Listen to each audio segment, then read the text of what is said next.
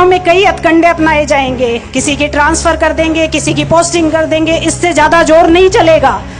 13 तारीख तक आपको सावधान रहना है, उसके बाद सरकार अपनी है खींवसर में। यह एक मात्र उपचुनाव नहीं है, याद रखना आपका उम्मीदवार आपका अपना है। बीजेपी का जो उम्मीदवार है वो आरएलपी से गया हुआ है। इस चीज को आज आप ध्यान में रखिएगा। यह चुनाव राष्ट्रीय लोकतांत्रिक पार्टी की प्रतिष्ठा का सवाल है और उसको और अधिक बढ़ाने का सवाल है। पार्टी की जो विचारधारा है वो गरीब, किसान, मजदूर और महिलाओं से जुड़ी हुई है, बेटियों से जुड़ी हुई है। और सिर्फ विचारधारा नहीं, संघर्ष करते हुए हम जो आगे बढ़ रहे हैं, जिस तरह से बहन बेटियों के लिए संघर्ष लगातार हमारी पार्टी कर रही है, उसी की आज मान और मर्यादा का सवाल है, उसी को आगे बढ़ाने का, उसी की प्रतिष्ठा आगे बढ़ाने का सवाल है। इसलिए आपको मजबूती से साथ देना है।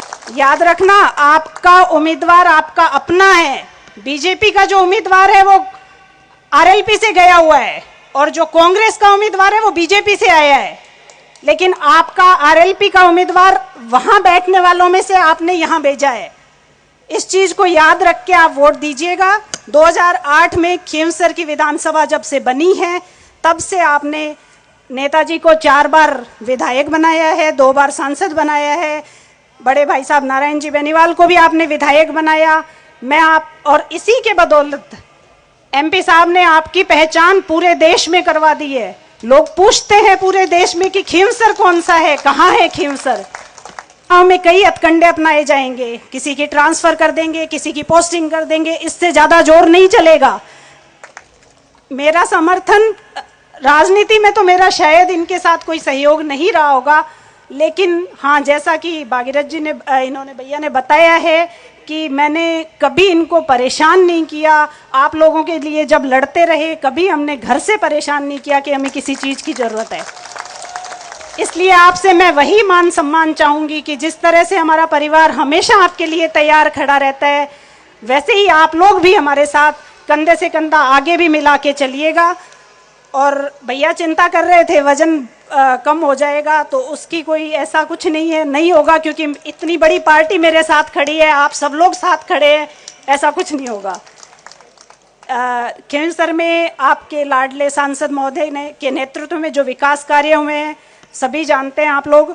आपके सांसद ने लोकसभा में जनता की आवाज़ उठाई है, हमेशा लड़ाई लड़ी है। आपके लोकप्रिय नेता नारायण जी बेनीवाल ने भी विधानसभा में जनता के हितों के लिए लड़ाई लड़ी है। उसके कारण ही यहाँ विकास संभव हो पाया है। अब उपचुनाव 13 तारीख तक आपको सावधान रहना है, उसके बाद सरकार अपनी है खींवसर में। सीएम साहब आज आए हैं, लेकिन आपके सीएम हमेशा आपके बीच है। ज्यादा लंबा चौड़ा भाषण मुझे देना नहीं आता, और खींवसर का जो विकास है वो परिचय का मोहताज नहीं है, क्योंकि मुझसे ज्यादा आप लोग जानते हैं। आपके सांसद महोदय के नेतृत्व में और आपके लोकप्रिय नेता नारायण जी बेनीवाल के नेतृत्व में, मार्गदर्शन में, उनके सहयोग से आपकी आवाज में पूरी बुलंदी से विधानसभा में उठाऊंगी।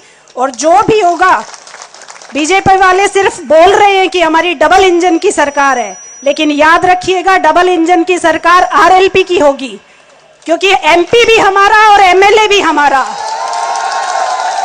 इसे कहते हैं डबल इंजन की सरकार। आज सीएम साहब आपको टेलीफोन भी कर सकते हैं, लेकिन कल आपको सीएम साहब नहीं जानेंगे कि कौन कहां से, लेकिन आपके एमपी साहब आपको हमेशा याद रखेंगे, हमेशा आपका काम करवाएंगे।